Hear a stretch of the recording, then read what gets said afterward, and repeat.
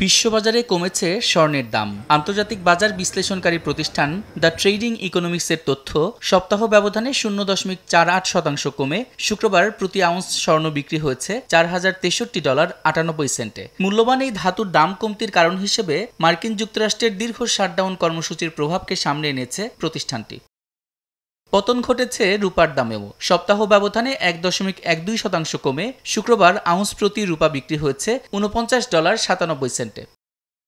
পতনে পড়েছে প্লাটিনামও। সপ্তাহ ব্যবধানে 2.23% কমে আউন্স প্রতি প্লাটিনাম বিক্রি হয়েছে $1,510.30।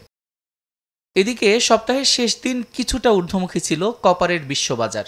শুক্রবার 0.86% বেড়ে প্রতি পাউন্ড কপার প্রায় $5 বিক্রি হলেও সপ্তাহ ব্যবধানে দাম কমেছে 0.86%।